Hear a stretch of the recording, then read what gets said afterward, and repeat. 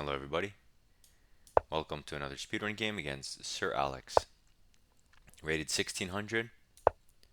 Let's see how this guy handles the King's Gambit. He accepts, and we like that a lot, as it's a more fun game. We develop our knight and control queen to h4, get a piece out to its obvious square, and he goes g5. We have seen this, making sure I'm recording, in another game, and we went h4 there too, but in that game, I don't know if the guy played some weird pawn move, but he definitely didn't push. Or maybe he did. I don't remember. Anyway, this guy's pushing and attacking our knight. So we're going to jump to the center, which attacks this guy twice. And gets the knight out of the way because it was hanging. His pawns look menacing, but they're also kind of overextended. So he plays d6, opens up his bishop, hits our knight. So it makes a lot of sense to recapture our pawn and move the knight. He takes and we take. He gave up his bishop for the knight because maybe he was afraid, but it wasn't. He didn't have to do that. And now material's even. He develops the knight with a tempo, hitting the pawn, hitting the queen. Fair. What's the drawback? There's a pawn hanging here. A bit odd. But if I take it, can he do anything? Weird. Can he hit my queen? No. I mean, there is knight h5, but that hardly seems like a good move. So I'm going to take the pawn. I was going to take it with the bishop, but since he's hitting my queen. Okay, so he develops his queen to attack this guy twice, but I can easily defend it, right? Like, that's not a good move. Now, how to defend it? If we go d3, I mean, it's good enough, but it does block in your bishop. So I'm going to just develop a new piece. That seems reasonable.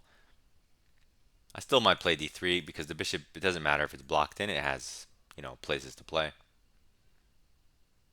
And now that I'm up a pawn, I kind of have my win conditions, so solidifying quickly is smart.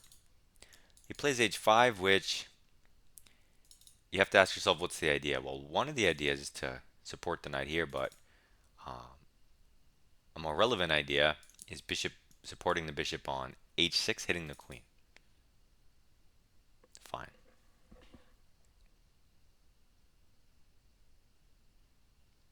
So I am going to play d3. I really do just want to solidify the center. He can go here. I'll just move my queen, and that will be that. I'll still be up my pawn. My center will be protected fully. And when I do eventually put my bishop here, it's going to target, for the rest of the game, a permanent long-term weakness. So not a bad spot at all for the bishop. Okay, he attacks this point again, right? Takes, and it is defended 3 times. So it's not even a threat. He's also not developing. This pawn he already moved once. He's moving it again. This is all junk. So I'm going to go bishop e2 so that I can cover this x-ray on my king, so that my pawn is not pinned and I can move it.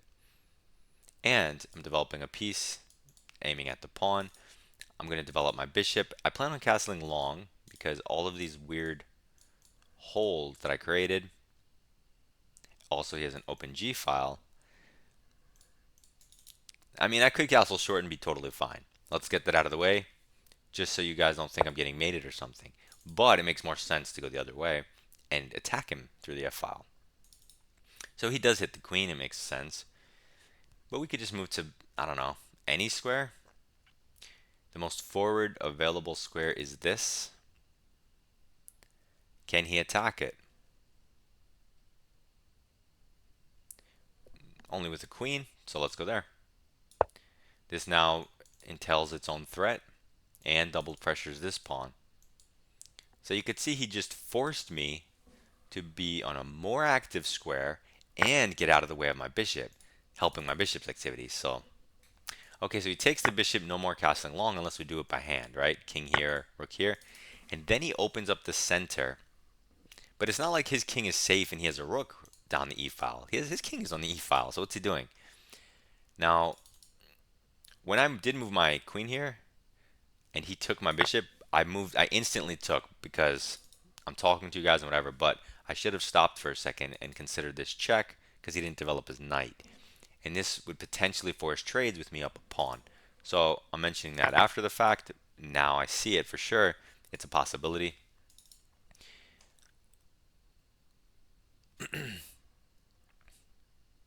So check, queen back. We don't even have to take the queen per se. If we took this pawn, we'd be hitting the rook. It is a bit weird, but it might work. Move by move. If he develops his knight and protects the rook, I mean, you could take back your central pawn there. It's a bit weird. A little unnecessary since we're up a pawn. So check, back, takes. We could take the pawn and be up the pawn again. The only thing I don't like is it's isolated. I guess it doesn't really matter, as you can always just stick a bishop here to try to reconnect the pawns. I don't think he should ever be able to win it. But I doubt that that's the most ambitious approach. Not that we need the most ambitious approach, but you could just take the pawn back now.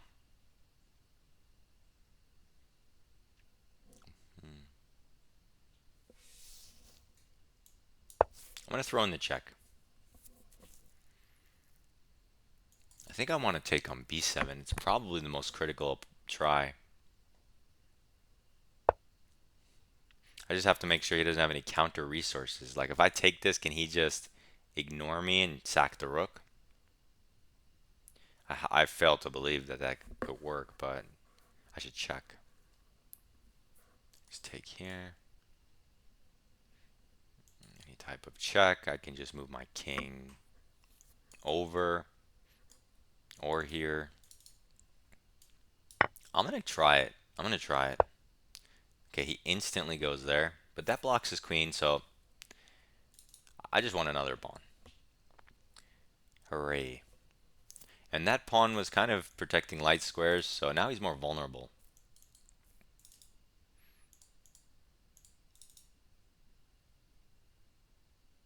I don't think I'm going to take this pawn. I just won another pawn. So if I take it back, I could be up 2. But right now, I'm up 1, and I think castling is strongest. Because if he takes my pawn, I develop my bishop to a great square. My rook's on the open F file. My king is safe. This h4 pawn is weak, admittedly, but his king's in the center. So this is not what I had in mind. But I am up a pawn for the turn. My rooks are connected. Semi-open f-file. I'm castled. Minor pieces developed. Queen in his encampment. Can't complain. So he takes the pawn. My plan was to just take back, but do we have a stronger move? Do we have a stronger move? Can we? His queen protects the rook. So if we take this knight and his queen takes, we can take his rook. But if he takes here, we have this check. He can't block with the queen because his rook's hanging. If he moves the king, I mean, we could do all that, but let's just take the pawn first. That way our bishop's not hanging in any line. We always have rook e1 check to just destroy him. So he castles, but his king is more spacious than ours, and our position is just better. And we're up a pawn, so lots of different things. He has 1, 2, 3, 4 pawn islands to our 2. We may lose this pawn, but I don't even care. I just don't care. I'm going to try to be active. So my queen doesn't belong on this side of the board. We need to get it by the king. And his rook is protected, so there's no more weird tactics deflecting the queen. Fine. My dasher is heading my way. Oh no, I gotta finish the game quickly before my food comes.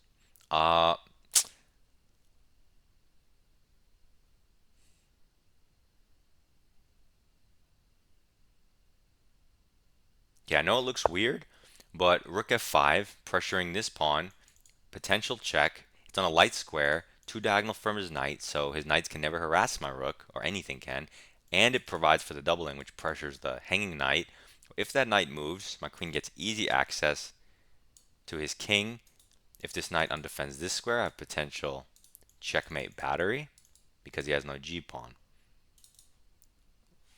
I'm just gonna check my DoorDash thing real quick to see his location. Okay, he's making a stop. Wait a second. He's bypassing my house entirely to go to another place to pick something up. Or no, to make a stop. Like just go to my house first because it's on the way. What? Okay, he goes here, which walks into that uh, thing. But I think he wants to put this knight here. Or he wants to take this pawn. Both are misguided, kinda, because I can just take here. It's a free pawn, and now his knight's hanging. So free stuff for free. I'm not paying nearly enough attention to find the best move because of my DoorDash, but I think we should be fine. He goes here, which hits the rook, protects the knight, but does block the queen's diagonal. And what are your knights doing here? Like, weird. Okay, he has two defenders. Let's get rid of one of them with check. He takes back, that undefends this, unattacks my rook, and now my queen should be able to do something. I wish I could go here in one move, but my pawn's in the way. I have a free rook tempo, but let's get the queen in the game. Here or here? Here or here? I guess here creates a threat on the knight. This is a fork. Fork. Do we lose material if he forks us? Quick. If you didn't want to lose material, how would you get out of it? Two things are under attack. If you don't want to lose one, that means you have to move one with a greater threat, right? For example, rook check. Rook's out of the way. Easy. What else do we have if he goes here? We don't have a queen check, which is annoying. So rook check is fine. He goes f5, but that severely and immediately weakens these squares and this entire diagonal, so now I have lots of checks. He probably just wants to get his rook in. He probably didn't know how to stop this threat. We don't really care. We have to move our queen, or we could take the pawn and be up 3 pawns. Also winning. First, let's throw in the check to get our queen on a better square in his encampment on his side of the board. And yeah, he's not even making a stop. He's picking up food at another store and then dropping the food off. That's crazy.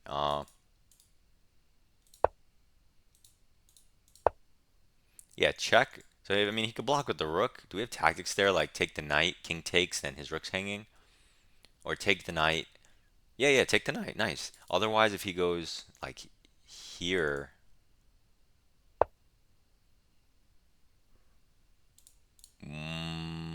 Why does that look super suspicious? Why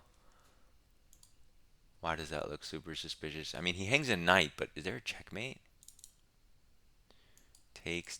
Only if we had a pawn.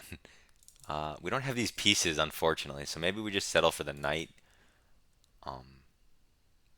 Yeah. Okay, so let's go check. His knight's hanging. He might resign. And you could just see how that's why attacking is so good in chess. Because even if an engine can hold, which, I mean, here it can't, but earlier it could, humans hate getting attacked, myself included. It feels awkward, uncomfortable. You can easily pick the wrong square for your king. So attacking motifs are just better. Okay, he puts his king here, but he's cut off this way. So can you guys see a killer blow? While this guy's still at Cactus Cafe. Bring in another piece for free. King can't move legally. One way to block, and that's checkmate. Beautiful. And where does the king get checkmated? On this square it started. He even castled, but it still ended up back at home. Can you believe that? I knew that king move looks suspicious. King g7, like what? When you're being attacked, you generally don't move your king forward into the pieces. So I wasn't expecting it. Let's go through the game. We get a king's gambit, which when they take, a lot of fun. I've been having a lot of fun. More than the bishop's opening. So I'm trying to like decide on my openings through all the speed runs. I want to experience them, see which ones were enjoyable, blah blah blah. And so far, the top of my white list is like Bishop's opening. Um, but I do like King's Gambit accepted lines just as much, if not more, so far. Especially when they do stuff like this, it's so fun. So anyway, he wants to just kick my knight out and go Queen H4, force my king up, and just win the game strategically, right? I'm already lost if I allow that. My king's blocking my pieces. I can't castle. It's dumb. So we stop it. We put a pawn on h4 so his queen can never use that square because the rook protects that square. So now the pawn is hanging, and protecting with both of these are terrible moves. They're just outright like losing almost. So he has to push, which he does. And now you don't have to go here. There are weird King's Gambit lines where people go, I think they go to g5. There's like other variations, but the only one I'm even familiar with at all really is this one. And it makes the most sense because it's with a threat, so it's the most natural move. Okay, he picked up at the food. So he kicks the knight. I mean, obvious, forced to take. He takes, which he didn't need to give up his bishop for no reason. Our knight was controlled by his knight, so it wasn't a threat to him. So we're happy with this trade. We're already plus 1.1. He hits our queen. Now we're all plus 1.5. I mean, free stuff. Much better position. And nothing to cry about. I mean, our position's good. Development, center, defense. Center, defense, and development. Development, king safety. Forced move, and for free. Forced move. What's the best move here? Oh wait, what was the best move here? Yeah, so queen c8 check you could throw in and do that one move earlier, which I mentioned. Dude's still in the cactus parking lot. What? But in any case, now queen c8 is still the best. Check, he goes. And yeah, you are supposed to, I mean, if you queen trade, you're still plus 2.7 winning. But taking the pawn at plus 3.7 winning is the most critical try. I'm glad I came to that conclusion. We take it. No reason to be afraid here. Our position's totally solid, even though it looks funny. He's the one who has all the weird holes because of his g5 move. You see how that g5 pawn push can severely backfire? Look how spacious this is all of a sudden. It looks weird. But any push this one, there's just like holes everywhere. I don't know. Terrible. Now you could take the pawn with the knight, with the pawn, and castling is the same eval as those three moves. So I think castling is just humanly speaking the wisest decision. Any of these moves, you're wasting time and you have to follow up more accurately. You have less leeway for error, less standard deviation room for error if you make the same piece, if you move the same thing twice. Castling makes a lot more sense. It's going to provide much more positive EV. He takes, okay, force move, and I mean, this just looks totally over already.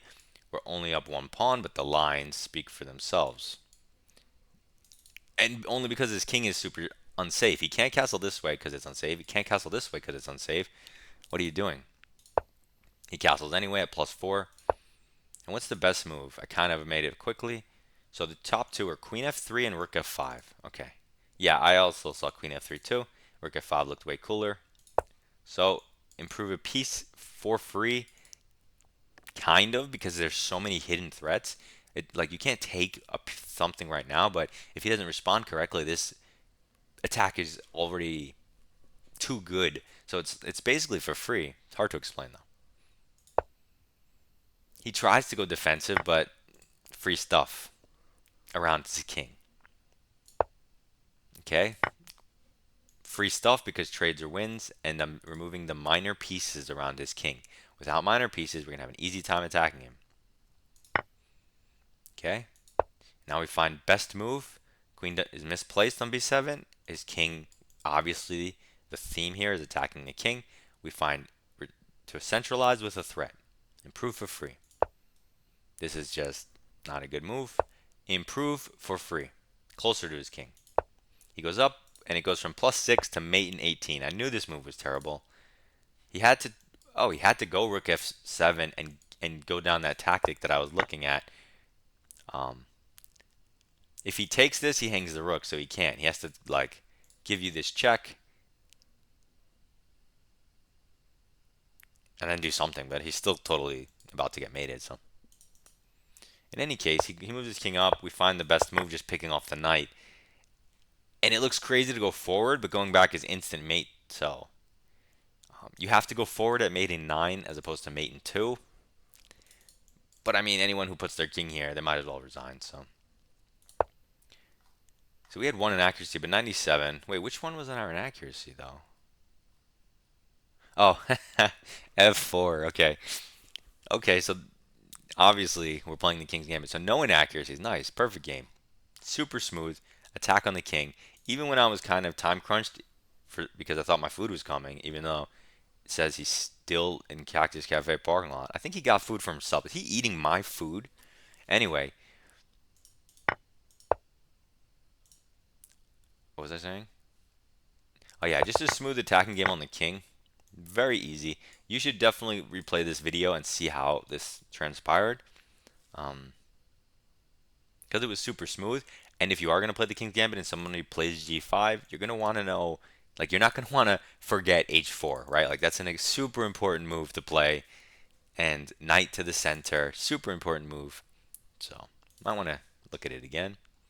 In any case, good luck on your chess, and goodbye.